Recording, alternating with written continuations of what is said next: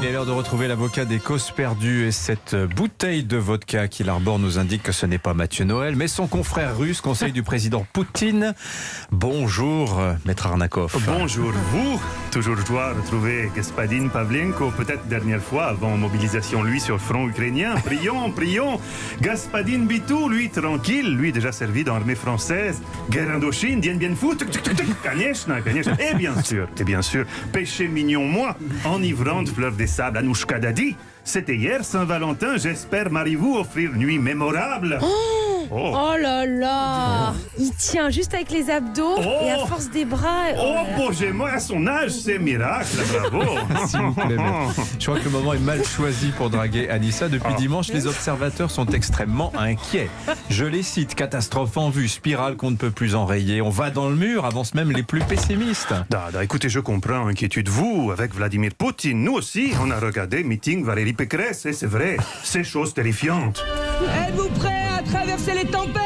Bon, comme vous dites, c'est catastrophe en vue pour les Républicains. Non mais maître, quand je parle de catastrophe imminente, je ne vous parle pas de Valérie Pécresse, mais de la situation à la frontière ukrainienne.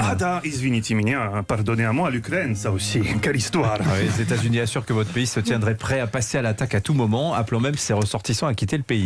Les États-Unis toujours hystériques. Heureusement, en France, vous ne cédez jamais à la panique, car en France, vous avez Emmanuel Macron. Mon client, Vladimir Poutine, très admiratif président, Vous êtes ironique là. Vous futez comme Renard des Neiges, Dimitri Da. Vladimir trouvait Macron très amusant. Pas seulement dans le sketch de la table géante, qui est désormais chez nous en Russie aussi célèbre que le sketch de l'addition, Muriel Robin chez vous, mais surtout parce qu'il y a un domaine dans lequel on pensait impossible d'appliquer stratégie célèbre en même temps. C'est situation Ukraine. Soit nous attaquer, soit nous pas attaquer. Donc seulement deux messages possibles pour ressortissants français, soit vous restez, soit vous sautez dans le premier avion, sinon quick.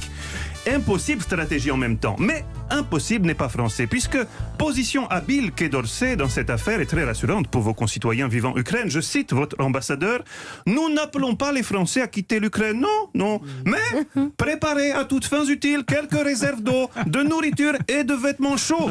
Il aurait pu ajouter, n'oubliez pas de souscrire une bonne convention obsèque. C'est vraiment position cohérente. Bon, mais il faut dire aussi qu'avec la Russie, on ne sait plus trop sur quel pied danser. Moscou dit qu'une issue pacifique est encore possible. En même temps, votre ambassadeur en Suède, ça va, elle est bonne la vodka ? Excellente. En même temps, votre ambassadeur en Suède a déclaré que les sanctions économiques, il n'en avait, je cite, rien à foutre. Avouez que c'est quand même très inquiétant. Annie, tu peux rassurer, ça c'est quiproquo. Le soir où il a déclaré à télévision que nous n'avions rien à foutre des sanctions économiques, notre ambassadeur suède, Viktor Tatarintsev, a été piégé. On l'avait fait boire, Dimitri. Mais on l'avait fait boire pour qu'il dérape en direct ? On lui a fait boire de l'eau.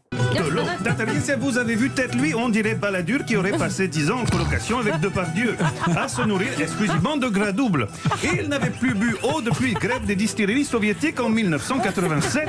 Évidemment, son esprit était tout confus, comme Madame Dadi quand elle regarde elle dans le miroir en rentrant en soirée et qu'elle se dit « Arrête la picole, hein.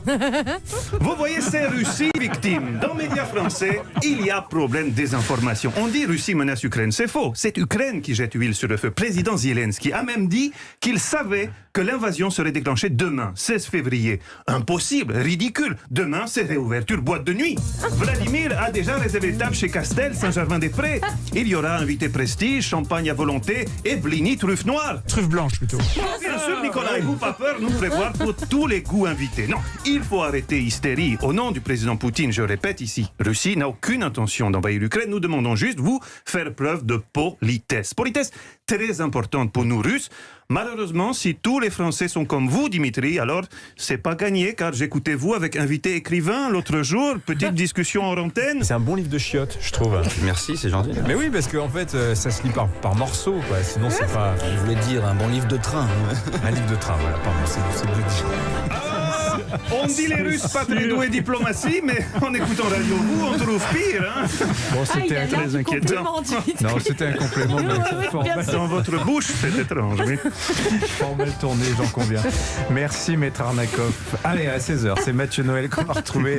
Elle a l'air sympa, la vodka, quand même. Ouais. La vodka, c'est une vraie vodka. J'ai été piégé par Anissa et Dadi. Je tiens à le préciser. Non, je ne suis effectivement, ma grande surprise, ce n'était pas de l'eau. On se retrouve à 16h avec Stéphane Bern. Et le thème d'aujourd'hui, c'est des mariages mariage monté de toutes pièces. C'est la semaine de l'amour, hein, Saint-Valentin oblige. Là, des mariages un peu truqués. Hortense de Beauharnais et Louis Bonaparte, hein, ça n'a pas du tout fonctionné. La reine Victoria et le prince Albert, qui eux se sont aimés. Et Tom Cruise et Katie Holmes. C'était complètement, c'est même la Scientologie qui a organisé un casting. Ça a duré 4h30 le mariage, je crois, quelque chose comme ça. Ça a duré un peu plus, mais c'était pas très joli. Merci beaucoup Mathieu Noël.